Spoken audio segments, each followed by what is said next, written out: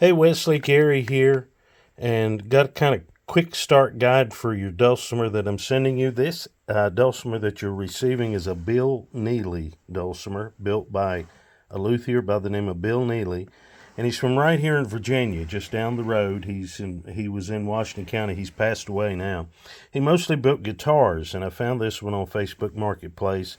Came from a gentleman down in King, North Carolina. Just lost interest. I want to say it's pine top, and I'm not sure about the sides and back. You'll normally have two different types of wood on a dulcimer to get the kind of mellow tone that you want to get out of them. So this is, I think, a pine top, and I'm not sure what else. That's a good enough wood. They've used an overlay on the fretboard he has of some type. I want to show you just a couple of quick things about it. This will help you get started, and you might want to even do some downloading today or searching these things out. You want to get you a good guitar tuner. This one is called Pano. It's free. You can get it on Apple or Android or whatever platform you're on. But anyone will do. It doesn't need to be this brand. The reason I recommend this, you'll see it has frequency down here on the bottom here, because when you tune it up, I'm gonna drop the strings and loosen them up to ship it in the case, and that way hopefully the strings won't get pressed down and harm the fretboard. But the D you want to tune to, and I'm going to keep it on the tuner. I'm gonna go over here. I'm on the bass string. When you see D-A-A, the D starts on the bass, or the first letter. If it's D-A-D, then it'd be bass, middle, melody. Bass, middle, melody.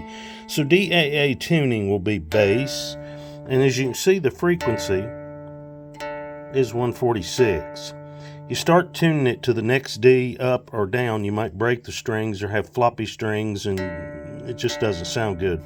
And also the bass is one octave lower than the middle and the melody in most tunings, but that's for a different day, different lesson. The A is the middle. You go bass, middle, melody, bass, middle, melody. Bass, as we said, 146, 220, and I'm not exact, but 220 on the middle, 220 on the melody. So these two strings are tuned identical.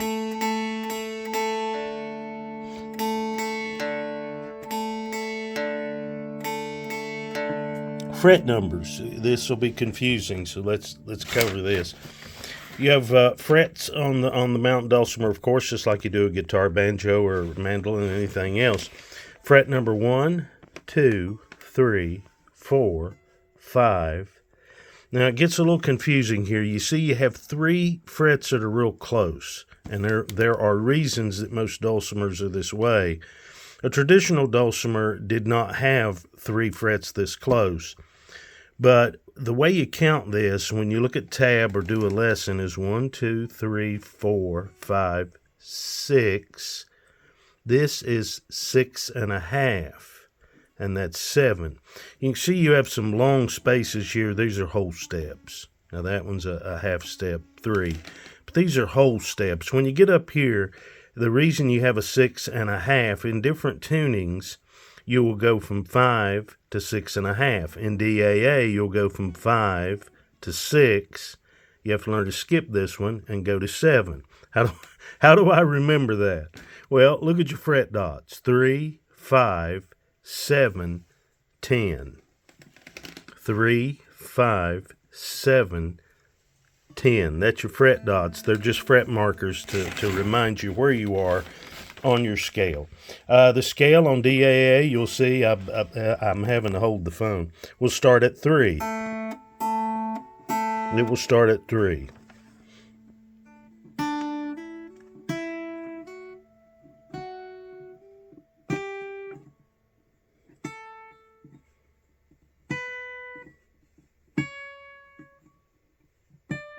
What we played there, I'm having to hold the phone or I would pick it and let you hear it, is the do-re-mi scale. Do-re-mi-fa-sol-la-ti-do.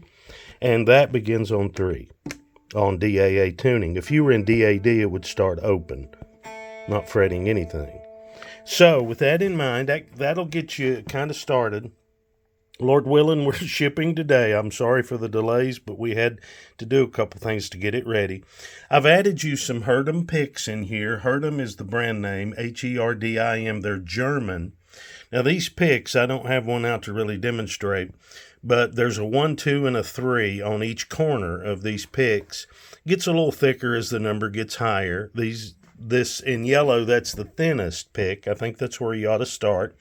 Sending you a spare set of strings. Now, if you need to put strings on it, Mandy's got some how-to videos, banjolemonade.com, or she can send you a link. Go to her YouTube and subscribe to her channel. She uploads free videos all the time on their YouTube channel. Her and her husband John are good Christian folks. They sing in their church a lot with a little group, including dulcimer, and John on guitar and then some other guitarists in the group. I'm sending you a capo. Don't worry about that too much. But a capo is when you're going to change your octave of playing without retuning. You just clamp it over all three of the strings in a certain position. Some dulcimers have 3 strings, some have 4. There's 4 tuning gears on this dulcimer. I think that Banjo Lemonade Mandy will tell you to go to 3. Everyone I know plays 3. 3 is traditional. If you have a 4-string, the melody string will be double strung and tuned identical. The thought process there is when you're playing against drones, in other words, if you're just fretting here, these are playing the same note, just like a bagpipe does. That's why it sounds so haunting, and that's why a mountain dulcimer, especially in this tuning, has a droney sound. By the way, Brother Dwight, when we played in church together, he on the accordion, me on the dulcimer, he mentioned to me later on that he loved the drones. So that's one thing that you will come to appreciate about the mountain dulcimer. Mountain dulcimer, I've had maybe 10 live lessons in my life. The rest I've learned online, just like you're learning. The mountain dulcimer is the bottom shelf of all string instruments. What do I mean by that? It's the most simplistic instrument to get your feet wet. Then you might want to learn something else. I haven't. I love the mountain dulcimer.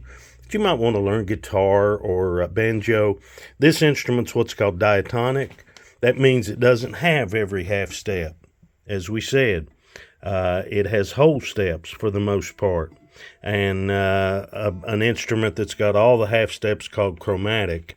That'll be banjos, dulcimers. They make chromatic dulcimers. I've never even touched one, so I'm not too sure about it. But anyway, that'll get you started. Stay in touch. Shoot a video, send it to me if you got any questions, but stick with Mandy. She's a master teacher. She was my first beginner course that I took. She'll be teaching you nursery rhymes, things like that. The reason for that is twofold. Those tunes should be somewhat familiar to you. You've heard them before, and they're simplistic to play. They are simplistic to play. One key note, I would get this in my mind right now, Wesley, and that's this.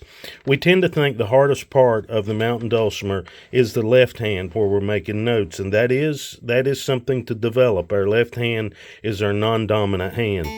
But the skill in mountain dulcimers for us right-handed folks is in the right hand, because you can do all sorts of things to make music here. Arpeggios, strums, front, back strums. That makes quarter and eighth notes. You'll get that in your lesson. This is where the skill is, the right hand. Right hand technique is important. If you're doing nothing but sitting around and you're not practicing a song, practice right hand technique. Make patterns and count with your patterns like 1 and 2 and 3 and 4, or 1, 2, 3, 4. And if you'll start that count and just getting some rhythm, you're a percussionist. Brother Dwight said you are a master percussionist. Timing should be no issue whatsoever with you picking that up quickly on this instrument. You'll just be learning the technique of melody to put with that timing. Timing is one of my weak spots in playing. I just don't have that natural rhythm that you percussionists have. So anyway, Wesley, stay in touch. Here's your video. Get you started. We're going to get this bad boy shipped out. And Brother Dwight gave me your address. So we're going to get it fixed up, get it out to you, and talk to you soon.